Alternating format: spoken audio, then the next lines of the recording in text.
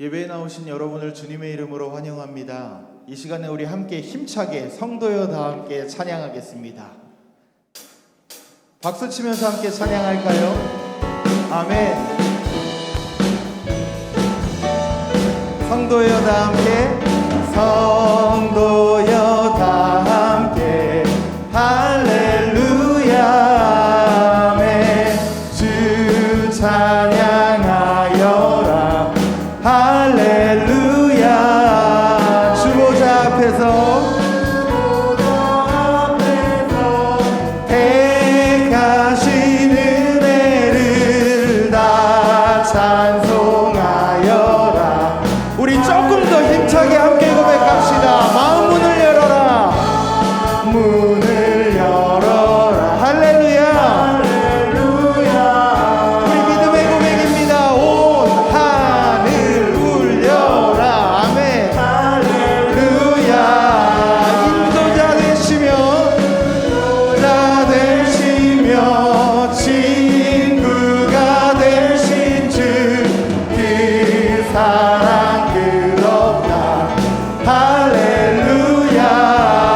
주 찬양하여라 찬양하여라 할렐루야 아멘. 찬양은 끝없다 할렐루야 아멘. 거룩한 집에서 주은 종기며 늘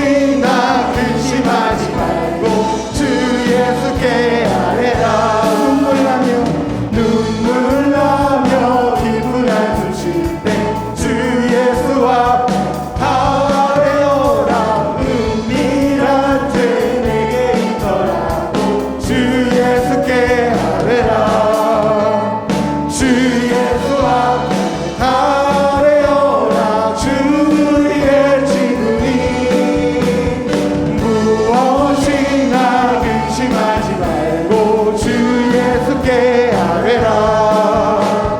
괴로움과 두려움 있을 때에 주 예수 앞에 아뢰어라.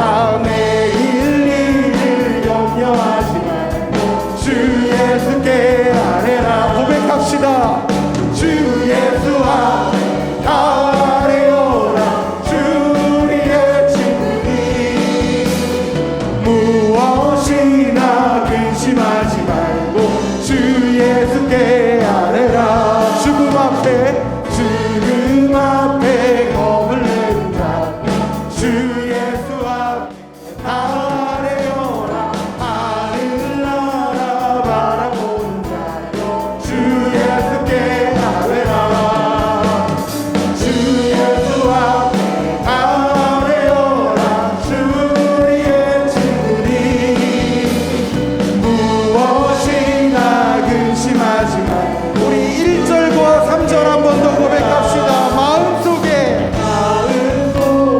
근심 있는 사람 주 예수 앞에 아뢰어라. 슬픈 마음 있을 때야 주 예수께 아뢰라. 주 예수 앞에 아뢰어라.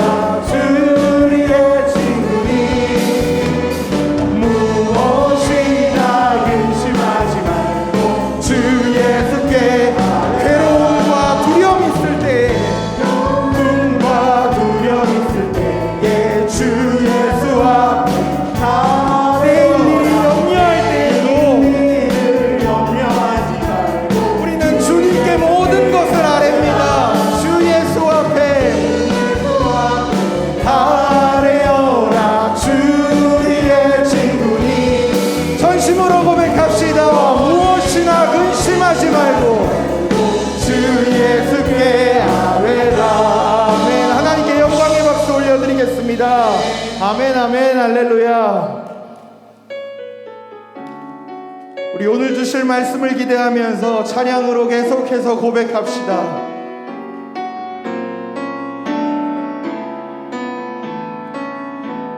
전능하신 나의 주 하나님은 전능하신 나의 주 하나님은 능치 못하실 일 전혀 없네.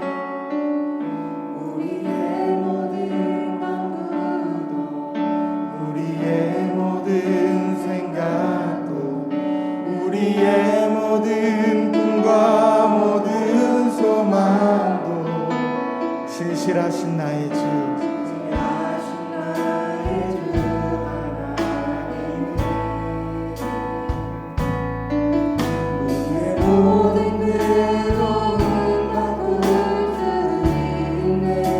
불가능한 일 행하시고 죽은 자를 일으키시니 그를 이길 자 아무도 없네. 함께 찬양할까요? 주의 말씀 의지하여 깊은 곳에 금을 던져 오늘 그가 놀라운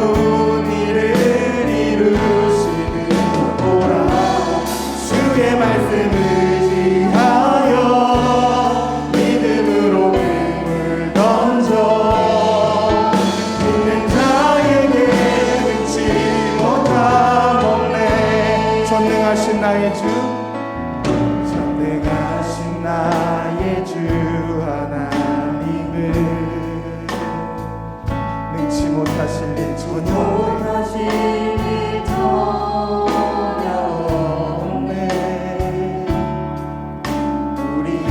모든 간구도 우리의 모든 생각도 우리의 모든 꿈과 모든 소망도 신실하신 나의 주 신실하신 나의 주 하나님을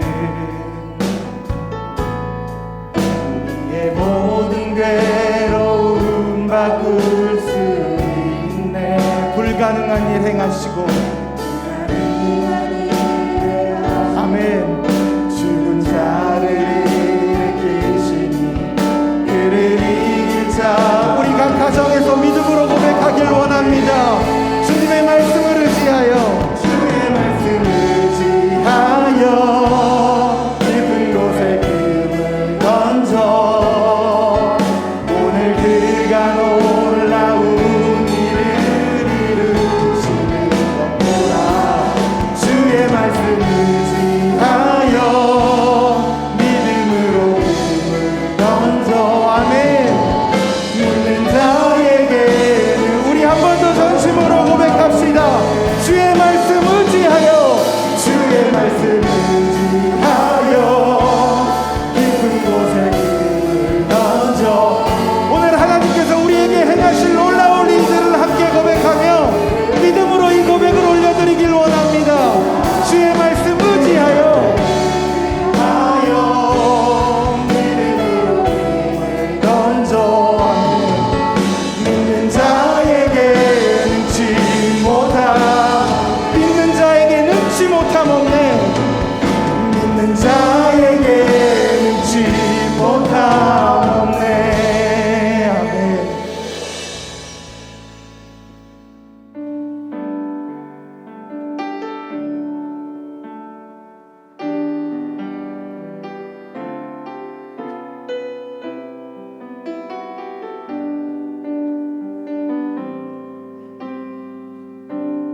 모든 상황 속에서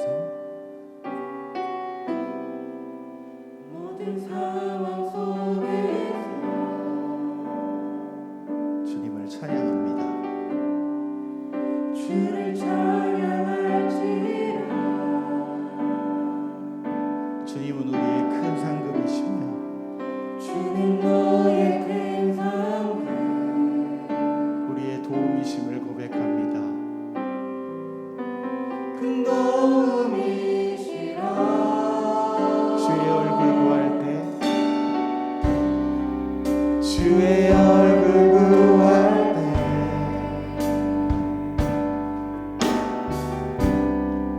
주의 영을 부으사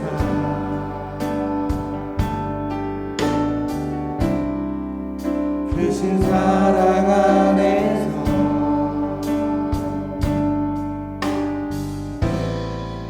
주를 보게 하소서.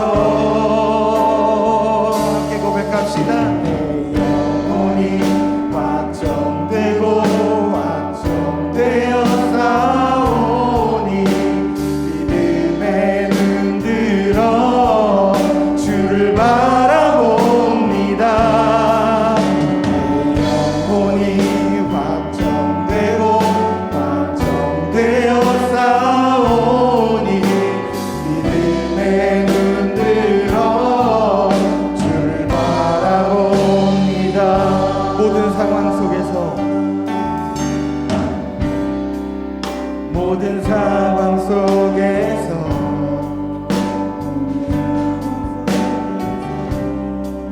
주를 찬양할지라.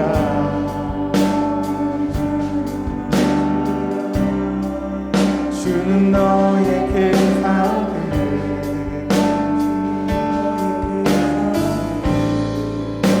큰 도움이시라. 주의 얼굴 구할 때 주의 얼굴 구할 때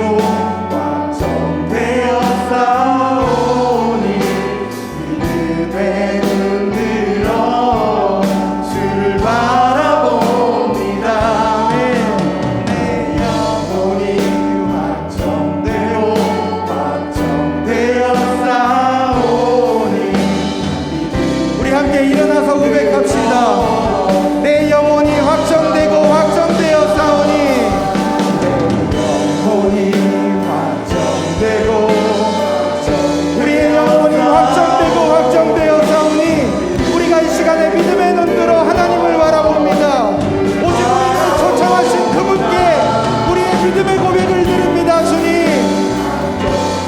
아멘. 되었사오니 은혜를 들어 바라봅니다.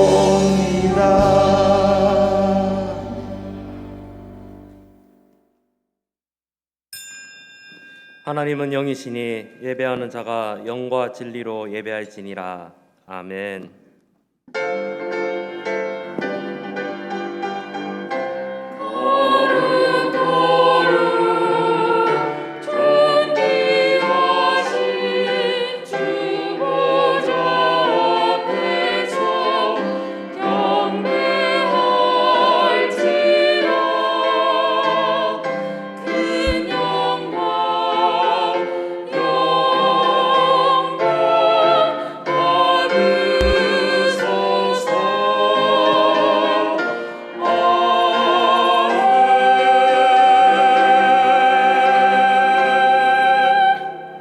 신앙 고백합니다.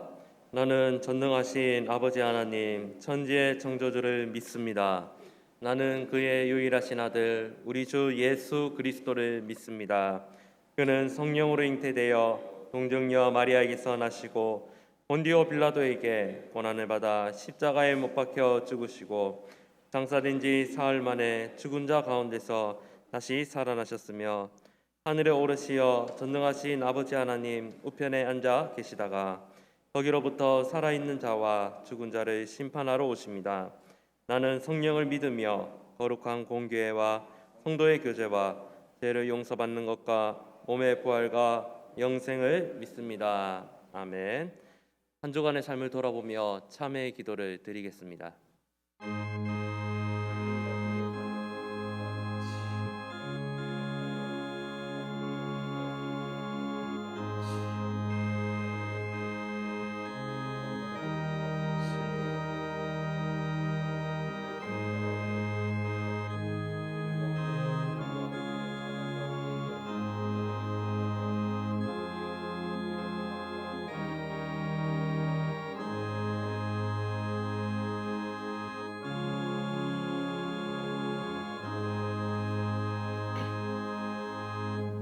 우리는 그리스도 안에서 그의 은혜의 풍성함을 따라 그의 피로 말미암아 속량 곧 제사함을 받았느니라. 아멘.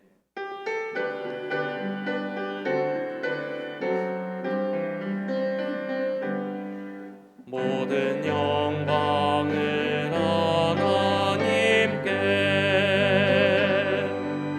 모든 영광을 하나님께 온 마음과 뜻 다해 주 사모합니다. 모든 영광을 하나님께.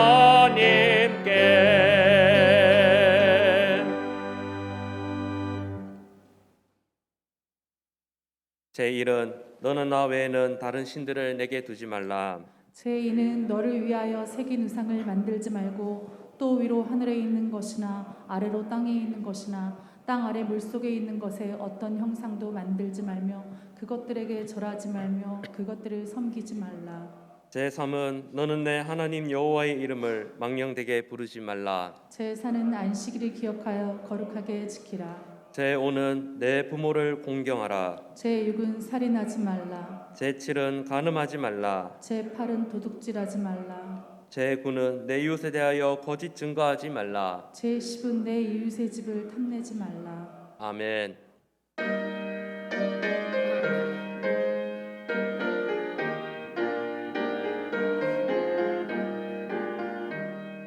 시온 성과 같은 교회 그의 영광 하나 없다.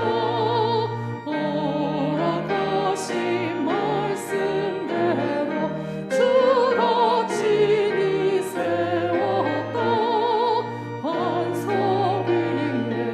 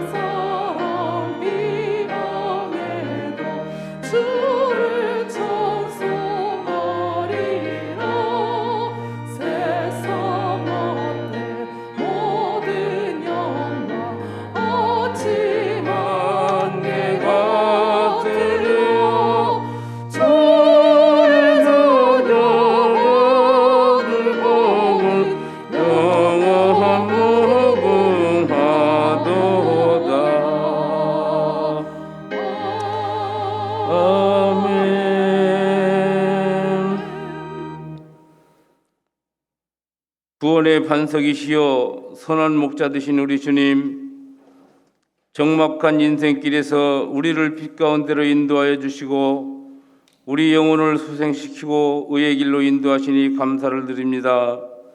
오늘 거룩한 주일을 맞아 성도들이 온라인으로 비대면 예배를 통해 하나님의 이름을 찬양하며 경배를 드립니다. 오늘 저희들이 온 정성을 다해 드리는 우리 예배를 기뻐 받아 주옵소서. 불볕더위와 코로나 가운데서도 지난 한 주간 주님의 은총과 인도하심으로 이렇게 건강한 모습으로 예배를 드릴 수 있게 하셔서 감사합니다. 우리를 택하여 어둠에서 불러내어 왕같은 제사장 하나님의 소유물로 삼아주셨습니다. 그러나 우리들의 세상 사는 모습은 바쁨이라는 핑계 속에서 내가 그리스도인인가 아닌가를 분별하지 못할 때가 많았음을 고백합니다. 선한 행실도 정결하지도 거룩하지도 못했음을 이 시간 고백합니다. 우리의 허물을 용서하여 주옵소서. 다메섹으로 가던 사울이 주님을 만나 예수 복음을 전하는 바울로 변화된 같이 지금 이 시간 이곳에 성령이 임하셔서 주님을 만남이 있게 하옵소서. 우리 교회가 바른 신앙 고백과 실천적인 신앙의 반석 위에 세운 교회가 되게 하시고 세상 속의 교회로서 소금과 빛이 되는 한 해가 되게 하옵소서. 근본의 성도님들의 피와 땀으로 우리 교회 내부 시설을 이렇게 아름답게 단장하였으니 우리 성도님들이 산과 들과 물가로 나가서 강건하여 되다가 우리 교회가 차고 넘치게 하옵소서. 영과 진리로 예배하는 예배자들을 가득 채워 주옵소서. 담임 목사님의 말씀 사이에 성령의 나타남과 능력이 있게 하시고 선포되는 말씀을 통해 구원과 치유와 회복의 역사가 있게 하옵소서. 많은 부교역자님들과 직분자들이 목사님을 잘 보좌해서 우리 교회가 큰 부흥을 이루게 하옵소서. 주일학교 여러 명사가 은혜 가운데 잘 진행이 되게 하시고 생업과 유학차, 해외에 나가 있는 가족들과 자녀들, 군대에 가 있는 아들과 딸들이 어떠한 경우에도 안전하게 잘 지낼 수 있도록 지켜 보호하여 주옵소서. 이 시간 동상 동몽을 위하여라는 제목의 말씀을 증거하실 담임 목사님께 성령의 기름 부음을 더하여 주시옵고 생명의 말씀들이 선포되게 하옵소서. 이 시간 찬양도 기뻐 받아 주시고 지금도 보이는 곳 보이지 않는 곳에서 봉사하는 성도들에게 기쁨을 주시고 서로 사랑함으로 감당케 하옵소서. 예배의 모든 순서를 통해 하나님 홀로 영광 받으시길 원하오며 우리의 참 소망이신 우리 구주 예수님 이름으로 간절히 기도드리옵나이다. 아멘.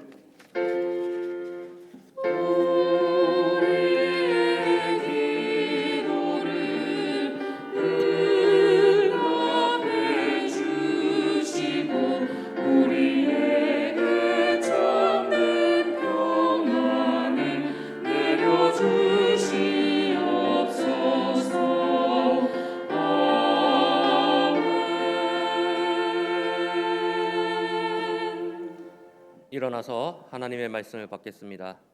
오늘 우리에게 주시는 하나님의 말씀은 사도행전 11장 1절에서 18절까지의 말씀입니다. 유대에 있는 사도들과 형제들이 이방인들도 하나님의 말씀을 받았다 함을 들었더니 베드로가 예루살렘에 올라갔을 때에 할례자들이 비난하여 이르되 내가 무할례자의 집에 들어가 함께 먹었다 하니 베드로가 그들에게 이 일을 차례로 설명하여 이르되 내가 욥바시에서 기도할 때에 황홀한 중에 환상을 보니 큰 보자기 같은 그릇이 내 귀에 매어 하늘로부터 내리어 내 앞에까지 드리워지거늘 이것을 주목하여 보니 땅에 네 발 가진 것과 들짐승과 기는 것과 공중에 나는 것들이 보이더라. 또 들으니 소리 있어 내게 이르되 베드로야 일어나 잡아먹으라 하거늘 내가 이르되 주님 그럴 수 없나이다. 속되거나 깨끗하지 아니한 것은 결코 내 입에 들어간 일이 없나이다 하니 또 하늘로부터 두 번째 소리 있어 내게 이르되 하나님이 깨끗하게 하신 것을 내가 속되다고 하지 말라 하더라. 이런 일이 3번 있은 후에 모든 것이 다시 하늘로 끌려 올라가더라. 마침 세 사람이 내가 유숙한 집 앞에 서 있으니 가이사랴에서 내게로 보낸 사람이라.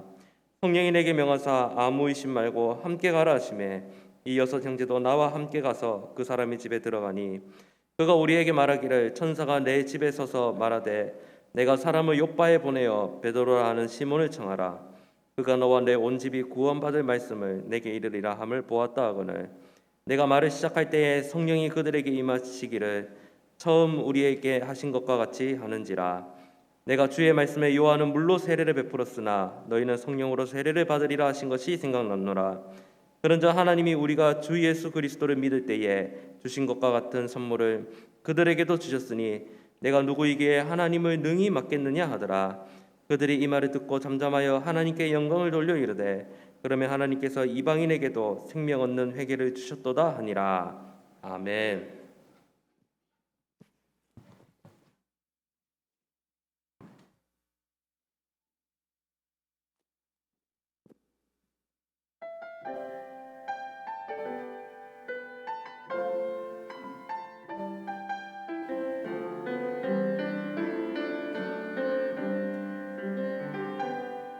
여호와는 너에게 복을 주시기를 원하며 너를 지키시기를 원하시며 여호와는 그 얼굴을 너를 향하여 드사 은혜와 평강 주시기 원하노라.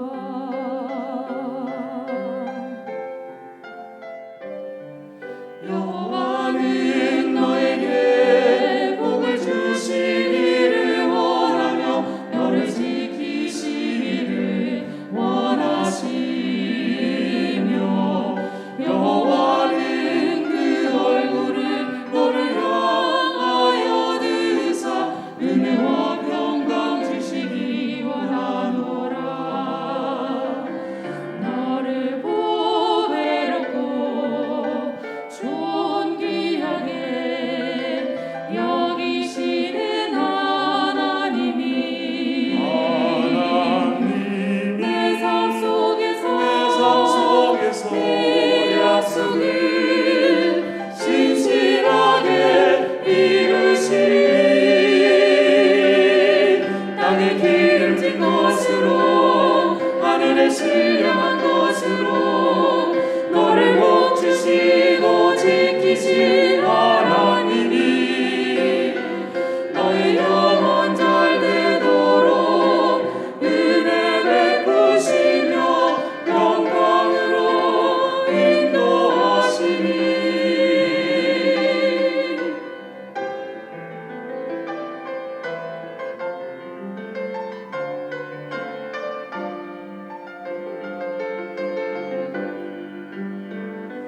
너를 보배롭고 존귀하게 여기시는 하나님이 내 삶 속에서 이 약속을 신실하게 이루시리. 땅에 기름진 것으로 하늘에 신령한 것으로 너를 복 주시고 지키신 하나님이 너의 영혼 잘 되도록 은혜 베푸시며 영광으로 인도하시리.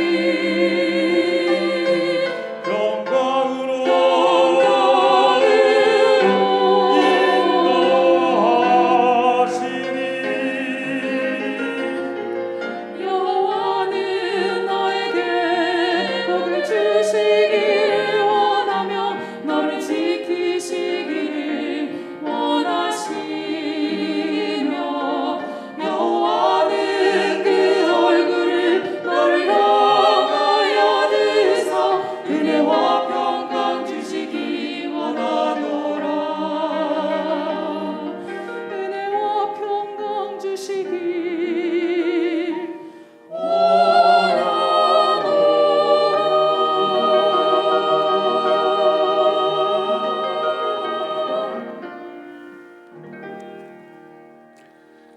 아멘, 아멘.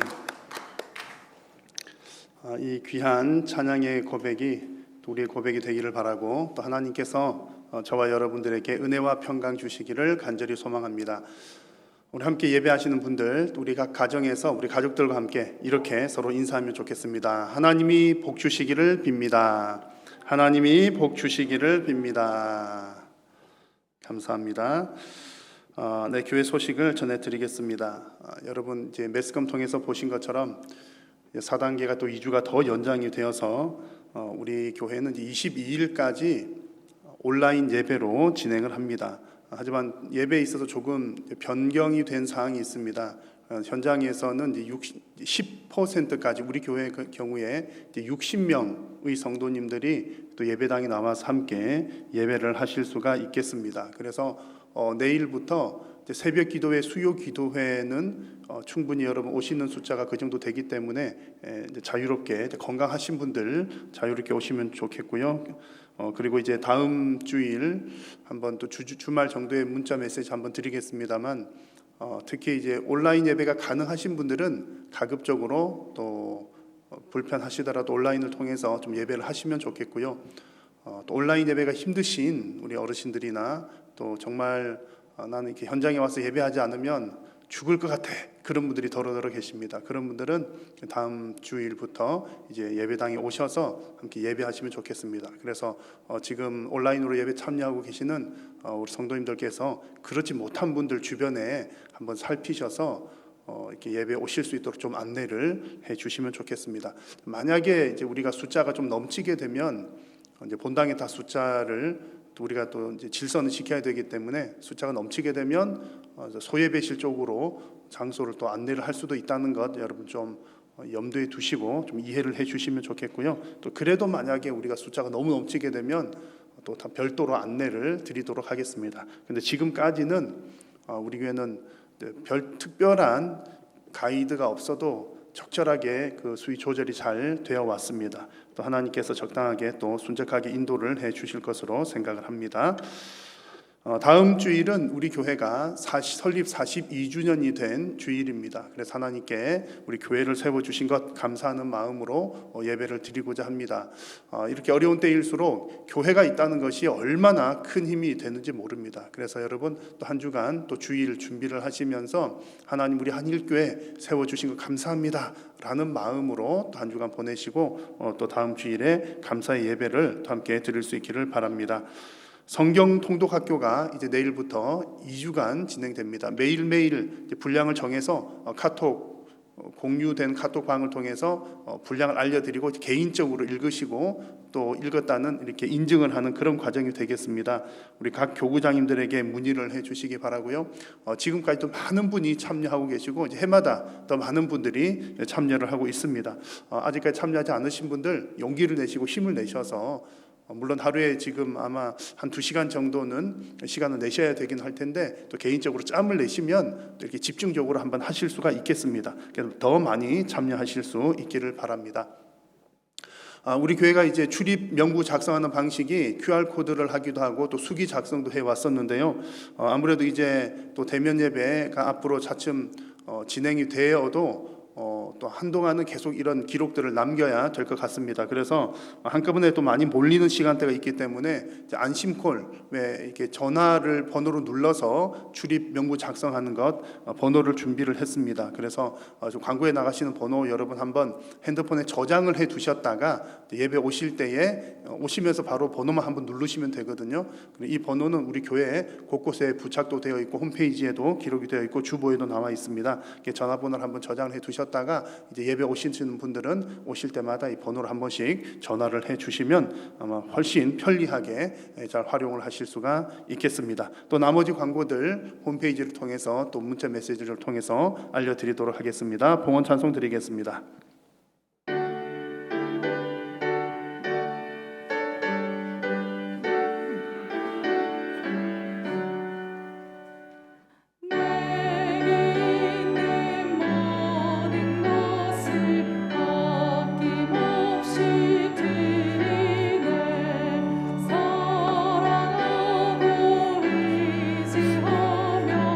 주만 따라 살리라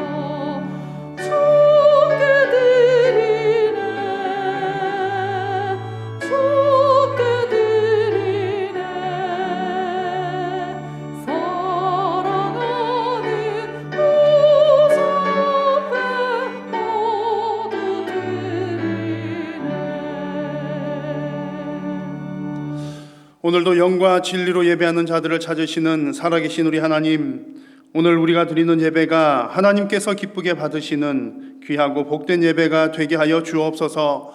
우리가 각자의 처소에서 예배를 하고 또 여러 가지 방법들로 예배를 하지만 그러나 그 가운데 성령께서 임재하시고 또 함께 하시고 은혜 베풀어 주시옵기를 간절히 빕니다.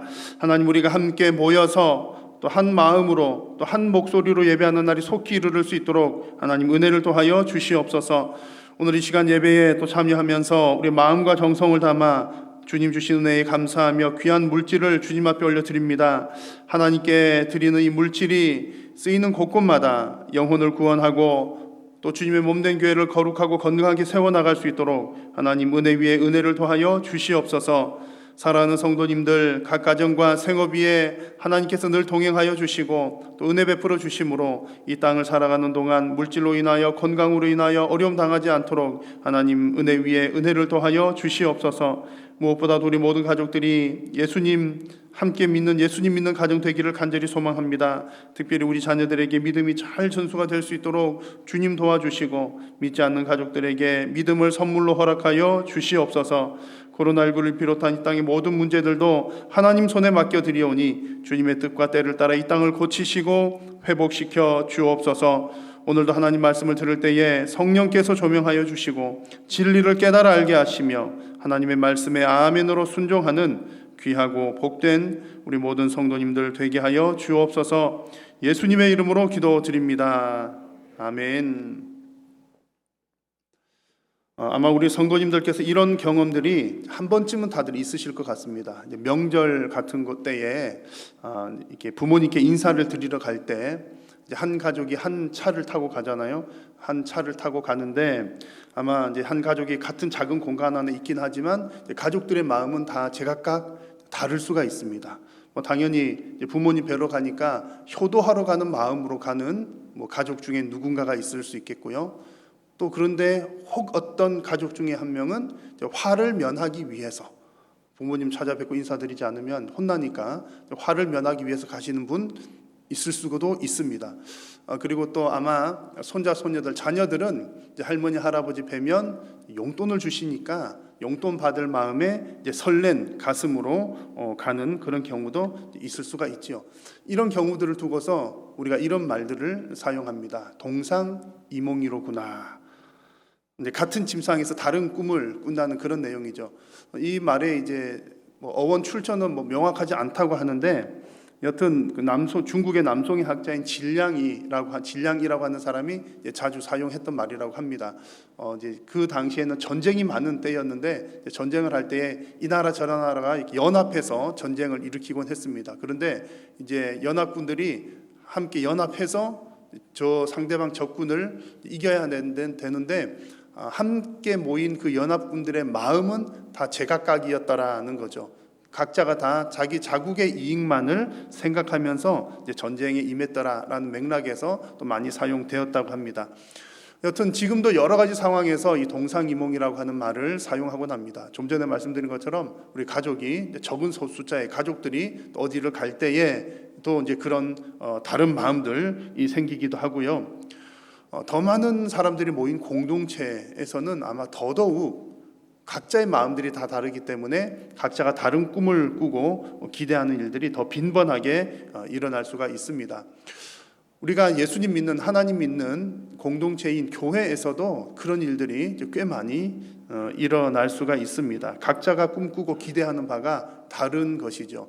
여러분 신앙생활 다들 열심히 하시는데 여쭤보면 신앙생활 열심히 하시는 이유들이 다 제각각 다르기도 합니다. 어떤 분들은 내 영혼이 잘 되기 위해서 열심히 하시는 분도 있고요. 또 어떤 분들은 내 가족들을 위해서 자식들을 위해서 신앙생활 열심히 기도하고 또 예배한다 그런 분들도 더러 계십니다. 또 어떤 분들은 교회의 부흥과 성장을 위해서 나는 신앙생활 열심히 합니다 그렇게 말씀하시는 분들도 있으시는데 그런 분들도 또 동상이몽인 경우 많습니다.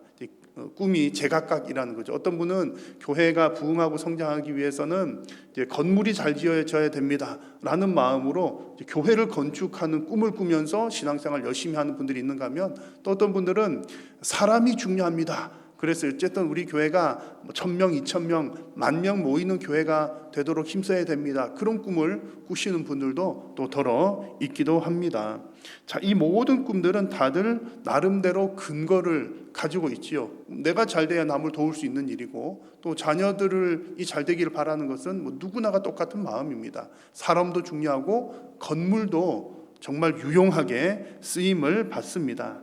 자, 그래서 각자가 마음이 다르니까 다른 꿈을 꿀 수도 있겠습니다만, 그럼에도 불구하고 교회 공동체는 한 비전 아래에서 한 꿈을 꾸는 공동체가 되어야 합니다. 그러니까 동상이몽이 아니라 교회 공동체는 동상동몽의 공동체가 되어야 한다는 거죠. 왜냐하면 교회는 한 몸이기 때문에 그렇습니다. 교회는 한 몸입니다. 한번 여러분 몸으로 상상을 해보십시오. 내 몸의 발은 저쪽으로 가려고 움직이고 있는데 손이 뭔가를 붙들고서 못 가도록 막는다면 그 몸은 어떻게 움직일 수가 있겠습니까? 또 머리에서는 음식을 먹으라고 신호를 보내는데 내 입이 굳게 다문 채 음식을 들여주지 않는다면 몸 전체에 해가 끼칠 수밖에 없는 것입니다. 그러므로 한 몸은, 한 몸 공동체는 한 꿈을 꾸는 것이 무척 중요합니다. 자, 오늘 사도행전 말씀을 통해서 보여지는 내용도 그러합니다. 초대교회가 점점점 하나님께서 주시는 한 비전으로 나아가고 있는 모습을 우리들에게 보여줍니다. 그래서 오늘 이 말씀을 살피시면서 우리 한일교회를 구성하고 있는 우리 모든 성도님들도 정말 우리가 한 비전 아래에서 한 방향으로 나아가기를 소망하는 그런 시간이 될 수 있기를 바랍니다. 자, 초대교회의 경우는요, 초대교회가 처음부터 어떻게 한 마음으로 또 한 비전으로 잘 모여진 것은 아니었습니다. 그래서 교회 공동체가 한 비전의 공동체가 되기 위해서는 또 긴 시간이 필요하기도 하고 또 훈련과 인내의 과정들이 필요하기도 합니다. 여러분, 지난주 나눈 말씀 기억하시죠? 베드로가 고넬료 가정, 이방인인 고넬료 가정에게 복음을 증거했고 또 그들이 예수님을 믿고 세례를 받는 그런 내용이었습니다. 고넬료 가정에 말씀이 전해졌다. 그리고 고넬료 가정에 성령이 임했다. 이 소식이 이제 예루살렘 교회에까지 전해지게 되었습니다. 자, 그렇게 그 소식이 전해졌을 때 어떤 일들이 일어났을까요? 우리가 쉽게 생각하기에는 그래, 누군가 고넬료 가정이 예수님 믿게 되었으니까 참 좋은 소식이로구나. 그러면 예루살렘 교회에서도 아마 큰 잔치가 일어나지 않았을까? 그런 생각이 들기도 합니다만 오늘 말씀을 보니까 전혀 분위기가 다릅니다. 우리가 예상하는 것과는 전혀 다른 분위기가 나옵니다. 그들에게는 고넬료 가정에 복음이 전해졌다는 그 소식이 예루살렘 교회에 있는 교인들에게는 충격이었습니다. 오늘 말씀 1절을 보실까요? 유대에 있는 사도들과 형제들이 예루살렘 교회를 말합니다. 이방인들도 하나님의 말씀을 받았다 함을 들었더니 그랬습니다. 근데 이 말씀의 뉘앙스가 이런 뉘앙스입니다. 이방인들도라고 하는 말이 아니 뭐라고? 이방인들도 복음을 받았다고? 도저히 일어날 수가 없는 일 혹은 일어나서는 안 될 일, 아니 말도 안 되는 일이야. 어떻게 그런 일이 일어났어? 라고 하는 그런 뉘앙스가 담겨져 있는 겁니다. 왜 그런 거 아니? 예수님 당시에 유대인들은 예수님을 믿고 회심한 그 유대인들은 이런 생각들을 가졌습니다. 당연히 유대교로 먼저 개종한 후에 복음을 받아들여야 한다는 생각을 가졌던 거죠. 유대인이 되고 세례를 받아야 된다, 그런 생각들을 가지고 있었습니다. 아마도 아직까지도 유대인에게만 구원이 열려 있다라고 하는 그런 선민 사상이 그들에게는 있었던 것으로 보입니다. 그래서 당시 성도들 중에서는 구원받기 위해서는 여전히 할례를 받아야 돼라고 생각하는 사람들이 있었는데, 할례 받는다는 것이 바로 이제 유대인 공동체가 된다는 그런 의미가 되는 것입니다. 자, 오늘 말씀에 나오는 고넬료의 경우는 지난주에도 살펴봤지만 유대인들로부터도 인정받은 사람이었습니다. 유대인 회당에 참여하기도 하고 또 유대교의 어떤 전통을 존중하기도 했고 또 선한 일들을 많이 했기 때문에 유대인들로부터도 칭찬을 받는 그런 상황이었습니다만, 그러나 완전히 개종한 상태는 아니었던 것으로 보입니다. 그런 상황에서 고넬료를 비롯한 그 이방인들, 그 가족들에게 하나님의 말씀 전하고 또 그들이 그리스도인이 되었다는 사실, 그리고 그들에게 성령이 임하셨다는 사실은 유대인인 예루살렘에 있는 그 성도들, 그리스도인들의 입장에서 볼 때는 도무지 이해할 수도 없고 받아들일 수도 없는 그런 사건이었습니다. 그래서 이제 그 사람들 가운데서 또 강경파도 있고 여러 사람들이 있지 않겠습니까? 그들 가운데 할례를 꼭 받아야 돼 이렇게 주장을 했던 사람들이 베드로를 비난하기를 시작합니다. 2절 말씀 보니까 베드로가 예루살렘에 올라갔을 때에 할례자들이 비난했다 그랬습니다. 유대인들인데 이제 할례 받은 것과 받지 않은 것, 아니 할례 받지 않은 사람들에게 복음을 전하다니라고 하는 그런 뉘앙스가 담겨져 있는 겁니다. 여러분, 다 같이 하나님 믿는 사람들이고요. 베드로는 또 교회의 수장입니다. 그런데 교회 공동체 안에서 지금 비난하는 일이 일어나고 있습니다. 교회 안에서 이런 일들이 종종 일어나곤 합니다. 한 하나님을 믿는데 신앙의 색깔이 다르기 때문에 또 한 하나님을 섬긴다고 하면서 또 서로를 이렇게 비난하거나 비판하는 일들이 일어나기도 합니다. 여러분, 왜 이런 일들이 일어날까요? 그 이유는 하나님을 믿기는 하지만 예루살렘 교회 교인들도 하나님 믿지요. 베드로도 하나님 믿습니다. 고넬료도 하나님 믿고요. 하나님을 다 믿기는 하지만 아직까지 신앙이 성숙하지 못했기 때문입니다. 특별히 하나님을 믿기는 하지만 아직까지 하나님의 뜻을 충분히 깨닫지 못했기 때문입니다.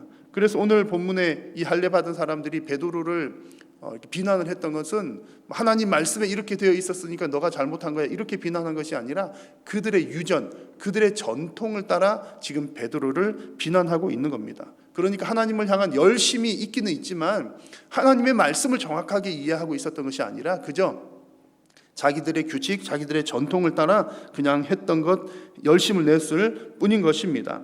여러분, 그들에게 주셨던 하나님의 뜻이 무엇입니까? 하나님 말씀이 무엇입니까? 가장 중요한 것, 사도행전에서 가장 중요한 하나님의 뜻은 예수님께서 승천하시면서 그들에게 주셨던 명령입니다. 성령이 너희에게 임하시면 너희는 온 유대와 사마리아와 땅 끝까지 이르러 내 증인이 되라는 말씀을 주셨습니다. 이 말씀 속에는 하나님의 마음, 하나님의 뜻이 분명하게 담겨져 있죠. 땅 끝, 그러니까 이방인들에게까지도 복음이 증거되어야 한다라고 하는 하나님의 뜻이 분명하게 담겨져 있습니다. 그러니까 하나님의 비전은 이미 이방으로 향해져 있었다는 얘기지요. 그런데 지금 예루살렘 교회 성도들의 비전은 아직까지 그 하나님의 비전, 하나님께서 보시는 것, 하나님께서 꿈꾸시는 것을 이해하지 못하고 있었던 것입니다. 여러분, 하나님은 믿지만 이렇게 하나님의 뜻을 깨닫지 못할 경우에는 어떤 일들이 일어날까요? 너무나 중요한 이야기입니다. 우리가 하나님을 믿기는 믿지만 하나님 뜻을 제대로 알지 못할 때는요, 신앙생활을 하기는 하지만 각자가 자기 소견에 옳은 대로 신앙생활을 하게 됩니다. 그리고 한 표대를 향하여 나아가지 못하고 교회 공동체가 갈팡질팡하게 됩니다. 무엇보다 가장 위험한 것은요, 자기 소견에 옳은 대로 행하면서 그것이 진리라고 생각하는 것이 가장 위험한 것이죠.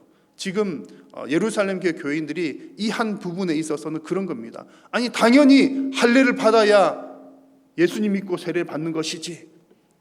성경에 하나님 그렇게 말씀하신 적도 없는데 자기들의 전통, 물론 어딘가에 어떤 규범을 근거로 하고 있습니다만 여튼 자신들의 전통 기준을 따라 판단하면서 그것이 가장 옳은 것으로 생각을 했던 겁니다.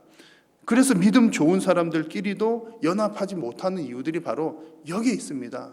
나도 믿음 좋고 너도 믿음 좋은데 왠지 하나님을 같이 못해. 뜻이 다르기 때문이죠. 사랑하는 여러분, 우리가 하나님을 믿는다는 것은 하나님의 존재만을 믿는 것이 결코 아닙니다. 우리가 하나님을 믿는다는 것은 이 세상을 향한 하나님의 뜻이 무엇인지를 분별하는 것이 성숙하게 하나님을 믿는 것입니다. 만약 우리가 하나님의 뜻은 모른 채 하나님 존재만 믿게 된다면 내가 믿고 싶은 하나님을 믿는 거예요. 그러다 보니까 하나님은 한 분이신데 각자가 믿는 하나님이 다 다른 겁니다. 이단들, 지난주 말씀드린 것처럼 유대교도 유일하신 하나님 믿고요, 이슬람도 유일하신 하나님 믿습니다. 여러 이단들도 하나님을 믿는다고 그래요. 그런데 다들 하나님을 믿는다고 하지만 그 하나님은 한 분이신데 각자가 믿는 하나님이 다 다른 것입니다. 그러므로 중요한 것은 하나님이 계신다는 것 믿을 뿐만 아니라 하나님의 뜻이 무엇인지를 정확하게 분별하는 것이 반드시 필요합니다. 사랑하는 우리 성도님들께서는 정말 하나님의 뜻을 분명하게 깨닫고 또 하나님께서 여러분들에게 주시는 그 비전을 바르게 깨닫는 그런 은혜가 있으시기를 축원합니다. 자, 그러면 하나님께서 우리에게 주시는 뜻, 그리고 하나님께서 우리에게 주신 비전 어떻게 깨달을 수가 있습니까? 지난주에 이어서 오늘도 말씀드리는 것 중에 제가 중요한 표현 중에 하나는 하나님을 믿기는 하지만 다를 수 있다는 그런 내용들을 지금 거듭 말씀을 드립니다. 하나님을 믿지만 각자 사람마다 신앙의 깊이도 다를 수가 있고 또 하나님을 믿기는 하지만 신앙의 방향이나 색깔들이 다른 사람들이 존재할 수도 있습니다. 그래서 아직 하나님을 믿지 않는 사람들에게는 당신은 하나님 믿으십시오, 예수를 믿으십시오, 예수님만이 길이요 진리요 생명입니다, 이런 얘기하는 것이 중요하지만 가장 복음의 핵심이니까요. 근데 이미 예수 그리스도를 구주로 영접하고 하나님을 믿는 우리 성도들을 향해서는 여러분들의 신앙이 더욱더 깊은 신앙, 성숙한 신앙이 될 수 있도록 말씀 가운데 바로 서십시오 라고 하는 것이 필요한 이야기입니다. 중요한 포인트죠. 신앙은 반드시 성숙해야 한다는 그런 얘기입니다. 여러분, 어떻게 성숙합니까? 하나님의 뜻을 깨닫고 또 하나님께서 주신 비전을 깨닫는 것들이 성숙해 가는 그런 과정들입니다. 그러니까 성숙한 사람이 하나님의 뜻을 바르게 깨닫고 하나님께서 주신 비전을 알 수 있다는 얘기죠. 그것은 마치 어린아이가 자라나가는 것과 비슷합니다. 어느 한 가정에 아기가 태어났다고 생각을 해보십시오. 아기가 응애응애하고 태어났는데 태어나자마자 아버지의 뜻이 이것이로군요, 어머니는 이것을 기뻐하시는군요 라고 하면서 부모의 뜻을 마음을 헤아리는 아기들은 아무도 없을 것입니다. 몸과 생각이 점점 자라면서 사춘기 시절을 보내고 더 자라면서 또 심지어 때로는 내가 내 자식을 낳아서 키워보면서 그제서야 부모의 마음을 이해하게 되고 또 성숙하게 되는 것이죠. 하나님께서 우리에게 원하시는 것이 무엇인지를 깨닫는 것도 마찬가지입니다. 우리가 하나님을 믿게 되는 즉시 하나님의 모든 뜻을 다 깨닫게 되는 것도 아니고요, 우리가 하나님을 믿는다고 해서 하나님의 뜻을 다 아는 것도 아닙니다. 갑자기 성숙하게 되는 것도 아닌 거죠. 신앙은 점점 성숙해 나아갑니다. 그리고 반드시 성숙해 나아가야 합니다. 자, 오늘 우리가 나누는 말씀에서 이 초대교회도 어느 날 하루아침에 그냥 성령이 임하셨으니까 그때부터 갑자기 완벽한 교회가 된 것이 아니라 성령께서 임하신 이후에도 차츰 자라나가고 있는 것을 우리는 발견할 수가 있습니다.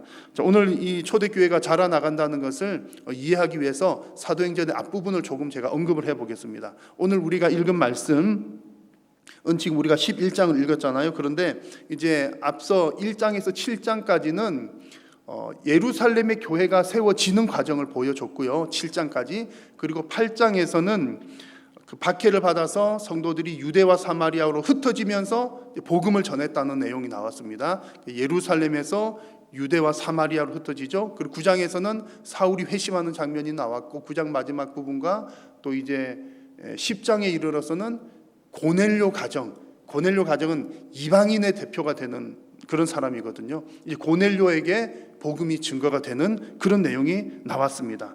자, 예수님께서 제자들에게 온 유대와 사마리아와 땅끝까지 이르러 내 증인이 되라고 하신 그 말씀대로 지금 땅끝이 시작되는 그 시점이 바로 이 지금 나오고 있는 고넬료 가정이라는 얘기입니다. 그래서 복음은 예루살렘에서부터 시작해서 유대, 사마리아와 그리고 땅끝까지 이르는 그 과정 중에 있습니다. 그런데 이 시점에서 예루살렘 교회는 아직까지 하나님의 그 뜻을, 그 비전을 충분히 이해하지 못하고 있었던 겁니다. 그래서 하나님께서 베드로를 통해서 9장에서는 사울이 회심하는 장면이 나왔는데 9장 중반부부터 갑자기 베드로가 등장하거든요. 갑자기 베드로가 나오는 이유가 바로 그겁니다. 이제 이 시점에서 하나님께서 교회를 향해 주시는 땅끝 이방을 향한 하나님의 비전을 보여주시고 알려주시기 위한 그런 일입니다. 베드로가 고넬료 가정을 처음 만났을 때 이제 베드로가 이런 얘기를 했습니다. 유대인으로서 이방인과 교제하며 가까이 하는 것은 위법이다. 너희들도 알지 않느냐? 그러니까 베드로도 환상을 보기 전에, 하나님께서 보여주신 비전을 보기 전에는 이방인과 교제하는 것을 꺼렸다는 얘기입니다. 예루살렘 교회도 지금 이런 상황이라는 얘기죠. 그런데 하나님의 뜻은 전혀 그것이 아니었죠. 하나님의 뜻은 이방인들이 있는 땅끝까지 복음을 전하는 것이었습니다. 그래서 베드로는 하나님께서 보여주신 그 환상을 통해서 하나님의 비전을 이해를 하게 되었습니다. 오늘 성경 길게 읽었는데 지난주 나왔던 내용과 이제 중복이 되는 내용들이 나옵니다. 그 환상의 내용들, 지난주 말씀드린 것처럼 하나님께서 거룩하다고 한 것을 너가 속되게 하지 말라, 그런 말씀이 이 환상의 핵심이었습니다. 이방 선교를 향한 문을 열라는 메시지였죠. 그래서 지금 여러분, 이 베드로가 받은 이 비전은 베드로가 생각하고 그래, 복음을 잘 전하려면 이렇게 해야 될 거야, 그렇게 해서 받은 것이 아니라 하나님께서 주신 대로 받았다는 사실이 중요합니다. 여러분, 비전은 내가 꿈꾸는 것이 아니라 하나님께서 주시는 것입니다. 하나님은 베드로에게 하나님의 비전을 보여주셨고, 또 하나님은 베드로를 통해서 그 비전이 온 교회와 공유되기를 원하셨습니다. 그래서 오늘 본문에서 이제 베드로가 쭉 설명하는 내용이 지금 바로 그런 내용입니다. 지난번 나왔던 얘기들을 한 번 더 되풀이를 하면서 예루살렘 교회에게 그 비전을 공유를 하고 있는 겁니다. 차례차례 설명하면서 그런 이야기를 합니다. 자, 여러분, 우리 성도님들도 비전 얘기를 자주 합니다. 당신의 비전은 무엇입니까? 나의 비전은 뭐 이런 것입니다 라는 얘기를 자주 하죠. 그런데 우리가 비전 얘기를 할 때 정말 조심해야 할 부분이 바로 이 부분입니다. 비전은 내가 갖는 것이 아니라 하나님께서 주시는 것입니다. 그래서 베드로가 받은 비전을 보면 하나님께서 강력하게 보여주셨기 때문에 그 비전을 보고 내가 어찌할 수 없어, 내가 능히 어떻게 이 일을 막을 수 있겠어, 하나님의 비전을 깨달아 알게 되었다는 얘기입니다. 자신이 계획한 일이 결코 아니라는 얘기죠. 여러분, 지금은 우리가 하나님의 비전을 어떻게 봅니까? 지금은 계시가 완성된 시대입니다. 베드로처럼 꼭 무슨 환상을 보고서 하나님 주신 비전을 받는 시대는 아니라는 얘기죠. 이미 우리는 하나님께서 완성된 성경 말씀을 주셨기 때문에 우리는 성경을 통해서 하나님께서 우리에게 주시는 비전을 찾아야 합니다. 그런데 여러분, 하나님을 믿는 사람들 중에서도 난 하나님을 믿습니다라고 하지만 그 믿음은 있죠. 믿음은 있지만 하나님의 말씀은 모른 채 자신의 뇌피셜로, 내 생각과 내 계획으로 하나님의 비전을 이야기하는 경우들이 종종 있습니다. 그런 비전들은 아무리 그럴듯해 보여도 하나님의 말씀에 근거하고 있지 않기 때문에 하나님께서 주신 비전은 아닙니다. 그러므로 비전은 철저하게 하나님의 말씀에 의해서 검증되어야 하는 것이지요. 사랑하는 성도 여러분, 하나님의 비전이 여러분의 비전이 되기를 간절히 소망합니다. 그래서 우리 한일교회 모든 성도님들, 또 우리 한일교회가 정말 하나님께서 주시는 그 비전을 하나님의 말씀 속에서 발견하고 그 비전대로 살아가는 우리 모두가 될 수 있기를 바랍니다. 자, 오늘 말씀을 보니까 결국에는 이 예루살렘 교회도 베드로가 받은, 하나님께로부터 받은 그 비전에 대한 동의를 다합니다. 비전으로 이제 하나가 되어지는 모습을 볼 수가 있는 거죠. 나중에 사도행전 15장에 가면 또 이 부분이 한 번 더 언급이 되기는 합니다만, 이방인들 어떻게 해야 되냐 언급이 되고 이제 공식적으로 또 다루기도 합니다만, 이미 오늘 이 장에서, 이 내용에서 이미 그 이방인들을 향한 하나님의 말씀, 하나님께서 주신 비전이 공유가 잘 되고 있습니다. 자, 비전을 공유한다는 것이 곧 같은 꿈을 꾼다는 얘기지요. 그래서 18절 말씀에 보니까 이제 그 온 교회 사람들이, 예루살렘 교회 사람들이 베드로 이야기 쭉 듣고서 이제 같은 꿈을 꾸게 되는 장면이 나옵니다. 18절 말씀을 우리 같이 한번 읽어보겠습니다. 시작. 그들이 이 말을 듣고 잠잠하여 하나님께 영광을 돌려 이르되, 그러면 하나님께서 이방인에게도 생명 얻는 회개를 주셨도다 하니라. 아멘. 예루살렘 교인들이 그래, 이방인들에게도 하나님께서 회개 주셨구나, 그들 그냥 받아들이고 세례 주면 되는구나, 이렇게 동의를 하고 같은 꿈을 꾸게 된 겁니다. 같은 꿈을 꾸지 못했던 교회가 이제는 하나님께서 주신 비전 아래에서 같은 꿈을 꾸는 동상동몽하는 교회가 되었습니다. 본래 교회라고 하는 것이 성령 안에서의 한 몸이기 때문에 본래 하나입니다. 교회는 그냥 본래부터가 하나입니다. 그리스도께서 머리이시기 때문에 뭐 하나가 되어야 한다 이런 표현보다는 본래가 교회라고 하는 것 자체가 하나입니다. 그렇지만 우리 가시적으로 볼 때에는 같은 비전을 품을 때에 그 하나됨이 가시적으로 드러나게 되는 겁니다. 그래서 우리가 같은 교회를 섬기면서 성도들이 각자 다른 꿈을 꾸고 다른 모양대로 산다면, 물론 큰 그림에서 보면 예수님이 머리가 되시니까 큰 그림에서 보면 여전히 하나된 교회이긴 하지만 가시적으로 볼 때는 연합된 교회의 모습이 아닐 수도 있다는 얘기입니다. 그러므로 교회들마다 하나님께서 우리 교회에게 주신 그 비전을 찾고 그 비전 아래에서 하나가 되는 것이 무척 중요합니다. 여러분, 우리 교회 비전은 무엇입니까? 하나님께서 우리 교회에게 주신 비전은 반석 위에 세운 교회입니다. 이 비전을 어떻게 받았을까요? 어느 날 제가 계시로 받았을까요? 환상으로 보았을까요? 하나님의 말씀으로부터 나온 것입니다. 또 우리 한일교회의 사정과 상황과 또 필요한 것들을 다 고려해서 하나님의 말씀을 통해서 찾아낸 비전이 바로 반석 위에 세운 교회입니다. 자, 여러분 잘 아시죠? 예수님께서 베드로가 이런 고백을 했잖아요. 주는 그리스도시요 살아계신 하나님의 아들이십니다 라고 하는 그 고백을 했을 때에 예수님께서 베드로를 향해서 너의 그 신앙 고백 위에 내 교회를 세우겠다. 그래서 너의 신앙 고백, 주는 그리스도시요 살아계신 하나님의 아들이십니다 라고 하는 그 고백이 반석입니다. 그 신앙 고백이 반석입니다. 그래서 바른 신앙 고백 위에 세워진 교회가 반석 위에 세운 교회라고 하는 거고요. 그래서 우리 교회의 비전의 중요한 것 하나가 바른 신앙 고백입니다. 오늘 장로님께서 기도해 주셨죠. 뿐만 아니라 하나님의 말씀을 듣고 행하는 자가 반석 위에 집을 지은 사람과 같다라고 말씀했습니다. 그래서 실천적인 신앙을 가진 교회, 성도가 반석 위에 세운 교회요 성도입니다. 그래서 우리 교회는 이 두 가지 마태복음 16장과 7장 이 말씀을 통해서 비전을 받았습니다. 성도들이 각자마다 은사와 달란트가 다른 것처럼 교회 역시 은사와 달란트가 다 다릅니다. 교회가 해야 할 일도 많고 교회가 나가야 할 방향도 너무나 다양합니다. 그런데 어느 한 교회가 그 모든 일들을 다 할 수는 없습니다. 그래서 하나님께서 우리 교회에게 주신 달란트와 은사가 무엇인지를 잘 깨닫고 그 은사와 달란트를 따라 우리에게 주신 그 한 비전으로 나아가는 것이 중요합니다.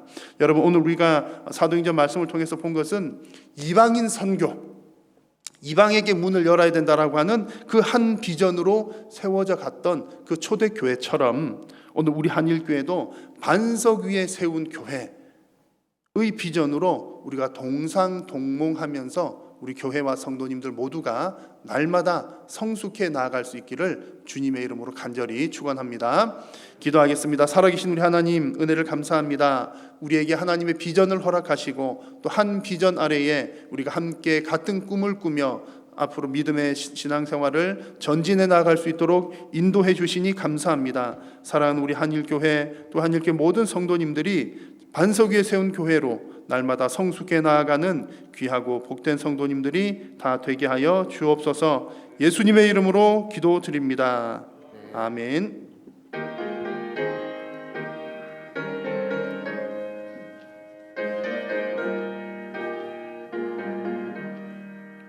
주님의 뜻을 이루소서. 고요한 중에 기다리니 지는 것 같은 날 빚으사 주님의 영성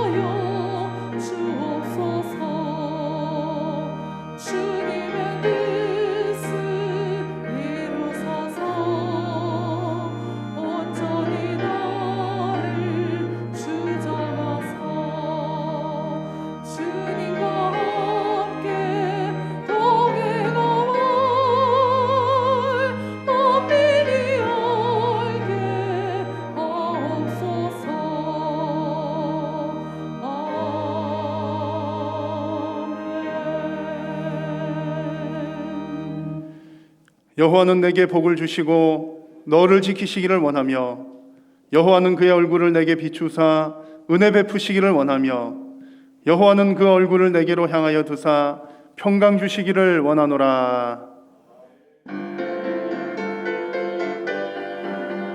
주의 나라 주의 권세 주의 영광 영원히 있을지어다. 아멘 아멘 아멘 아멘